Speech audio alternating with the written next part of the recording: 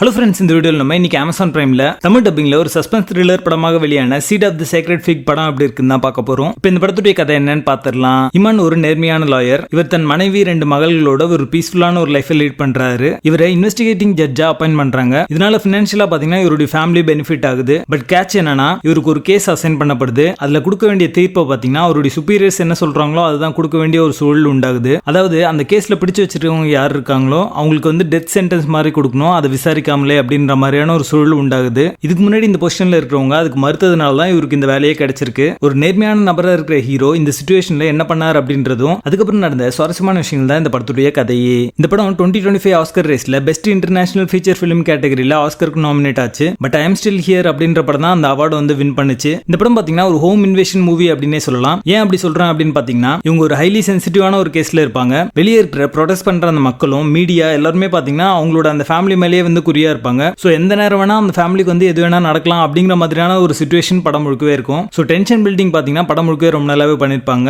படத்துடைய second half பாத்தீங்கன்னா ஒரு ஹாரர் படம் மாதிரி இருக்கும். அதாவது ஹாரர் அப்படின்னு சொல்லும்போது அத்தாரிட்டியில இருக்கிற எல்லாரும் பாத்தீங்கன்னா ஈரான்ல இருக்கிற மக்களுக்கு எந்த மாதிரியான பனிஷ்மெண்ட்லாம் கொடுக்குறாங்க அப்படின்றது பார்க்கறதுக்கே ரொம்ப பயங்கரமா இருக்கும். அந்த மாதிரியான சீக்வன்ஸ்லாம் ரொம்ப ப்ரூட்டலா இருக்கிறதுனால அது ஹாரர் படம் மாதிரி கொண்டு போயிருப்பாங்க. அது இந்த படத்துக்கான பிளஸ் அப்படின்னே சொல்லலாம். இந்த படம் முழுக்கவே இந்த ஃபேமிலி எந்த மாதிரியான கஷ்டங்கள்லாம் படுறாங்களோ அதுதான் அந்த மக்களுடைய நிலைமை அப்படின்றத இந்த படத்து மூலமா ரொம்ப நல்லா போர்ட்ரே பண்ணிருக்காங்க. அது மட்டும் இல்லாம ஈரான்ல பாத்தீங்கன்னா ஒருத்தருக்கு சக்சஸ் அப்படின்றது வந்ததுன்னா அந்த சக்சஸ் பாத்தீங்கன்னா நியாயமா கிடைச்ச ஒரு வெற்றி இல்ல, அதுலயும் நிறைய பேர் பாத்தீங்கன்னா ஒடுக்கப்படுறாங்க அப்படின்றத இந்த படத்து மூலமா சொல்லிருக்காங்க. இந்த படத்துடைய டைரக்டர் பாத்தீங்கன்னா நிறைய படங்கள் இதுக்கு முன்னாடி எடுத்திருப்பாரு. அதனால பாத்தீங்கன்னா ஒரு நிறைய ப்ராப்ளம் வந்து அவர் ஜெயிலுக்குலாம் போயிட்டு வந்து படம் எடுக்கிற ஒரு நபரா தான் இருக்காரு. சோ இந்த படமே பாத்தீங்கன்னா சிறைக்குலாம் போயிட்டு வந்ததுக்கு அப்புறம் எடுத்த ஒரு படமா தான் வந்திருக்கு. இந்த படத்துக்கான டைரக்ஷன் அண்ட் எக்ஸிகியூஷன் பாத்தீங்கன்னா பெஸ்டா பண்ணிருக்காங்க. இந்த ஃபேமிலியோட அட்ரஸ் வந்து ஆன்லைன்ல லீக் ஆகிற சீனா இருக்கட்டும், ஒரு கார் சேஸ் சீனா இருக்கட்டும், எல்லாமே பாத்தீங்கன்னா ஒரு த்ரில் ஃபேக்டர் ரொம்ப நல்லாவே ஒர்க் அவுட் ஆச்சு அப்படின்னே சொல்லலாம். படத்துடைய பேசிங் நல்லா இருக்கும். 2025 வெளியான சிறந்த படங்கள்ல இந்த படமும் ஒண்ணு. இது ஒரு டாப் சினிமா, மிஸ் பண்ணாம பாருங்க. படத்துல அடர்கானட் இல்ல, பட் வயலண்டான சீக்வன்ஸ்லாம் இருக்கு. அதுக்கு ஏத்த மாதிரி பிளான் பண்ணிக்கோங்க. தி சீட் ஆஃப் தி சேக்ரெட் ஃபிக் படத்துக்கு எங்களோட ரேட்டிங் 8 out of 10.